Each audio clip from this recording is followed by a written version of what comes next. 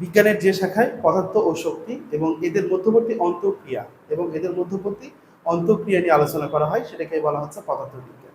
তো এখন এই এত ছোট্ট একটা সংজ্ঞা শুনে রিয়েলাইজ করতে পারাটা আসলে খুব একটা সহজ না, তাই আমরা একটু বোঝার চেষ্টা করি আসলে পদার্থ কি আর শক্তি কি। আমরা ছোট ক্লাসে পড়ে আসছি পদার্থ কি শক্তি কি, তো সেই আঙ্গিকে যদি আমরা একটু দেখার চেষ্টা করি আমাদের চারপাশে যা কিছু আছে তার মধ্যে কোনগুলো পদার্থ আর কোনগুলো শক্তি।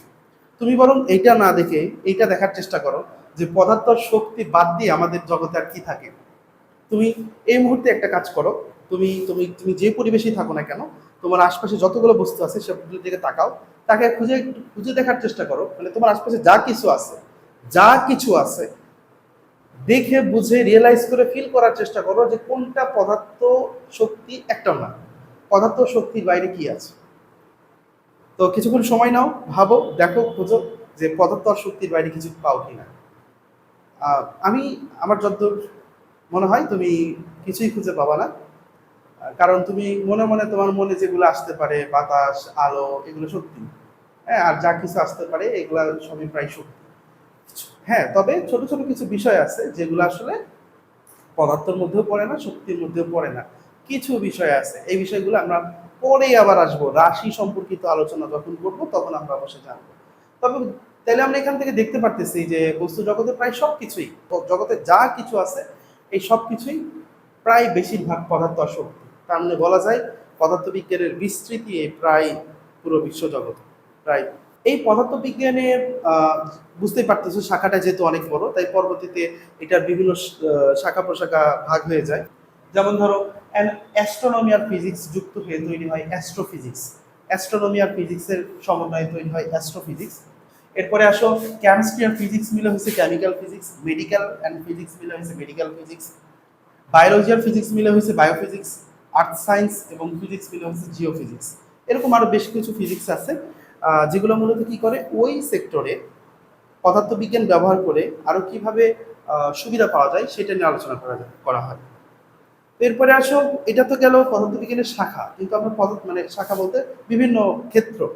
এখন পদার্থবিজ্ঞানকে যদি আমরা মোটা দাগে দেখি যে পদার্থবিজ্ঞান কি বা এর মধ্যে কি কি আছে, তাহলে আমরা দুইটা জিনিস খুঁজে পাই।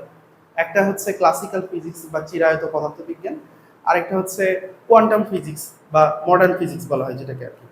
তো তোমরা নাম শুনে বুঝতেছো ক্লাসিক্যাল ফিজিক্স বা চিরায়ত পদার্থবিজ্ঞান জিনিসটা কি হবে, এটা একটু পুরাতন হবে।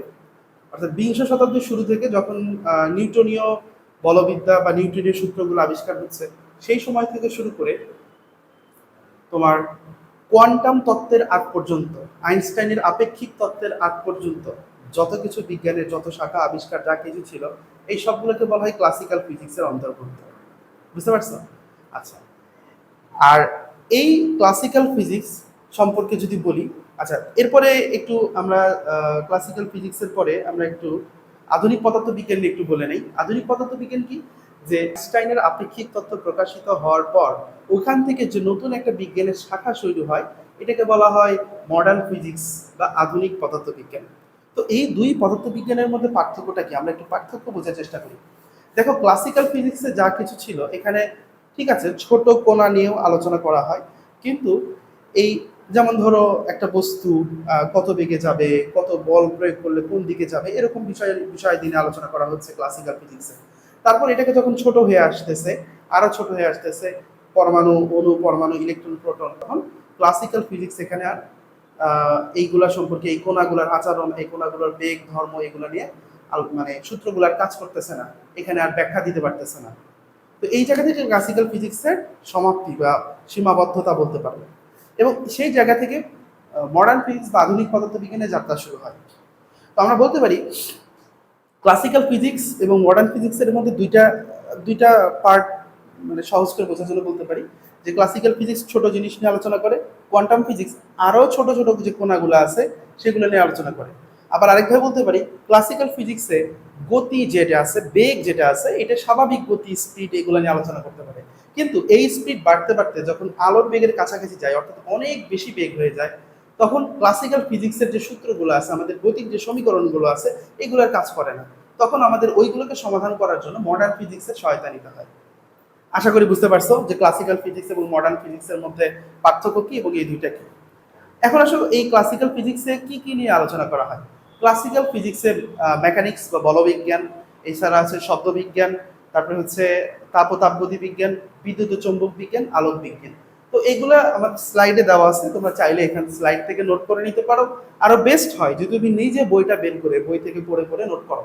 তবে যদিও এটা সময় সাপেক্ষ, তবে করতে পারলে এটাই বরং বেটার। ঠিক আছে, ওকে। এরপরে আসো, তারপর এখানে স্লাইড থাকলো, তোমরা যদি প্রয়োজন হয় এখান থেকেও লিখে দিতে পারো। ওকে, আমি স্লাইডটাও তোমাদেরকে দিয়ে দিব। এরপর আসো আধুনিক পদার্থবিজ্ঞান।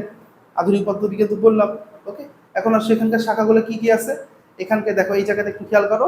এই জায়গাতে কি হয়, পরমাণু, আধুনিক পদার্থবিজ্ঞানের আলোচ্য বিষয়টা একটু খেয়াল করো। পরমাণু, ইলেকট্রন, প্রোটন বা অতি ক্ষুদ্র কণার আচরণ ব্যাখ্যা করে। মানে কণাগুলো যখন আরো বেশি ক্ষুদ্র হয়ে যায় তখন তাদের আচরণ, গতি, প্রকৃতি ইত্যাদি ব্যাখ্যা করার জন্য আমাদের এই আধুনিক পদার্থবিজ্ঞানের সহায়তা নিতে হয়। এবং প্রচন্ড গতিশীল বস্তু, যেমন কোনো বস্তুর গতি যখন আলোর বেগের কাছাকাছি চলে আসে তখন সেটার ব্যাখ্যা বিশ্লেষণের জন্য আধুনিক পদার্থবিজ্ঞানের সহায়তা নিতে হয়। তো আধুনিক পদার্থবিজ্ঞানে কি কি বিষয় নিয়ে আলোচনা করা হয় দেখো, আণবিক ও পারমাণবিক পদার্থবিজ্ঞান বা অ্যাটমিক মলিকুলার ফিজিক্স, এছাড়া আছে নিউক্লিয়ার ফিজিক্স বা নিউক্লিয়ার পদার্থবিজ্ঞান, সলিড স্টেট ফিজিক্স বা কঠিন অবস্থার পদার্থ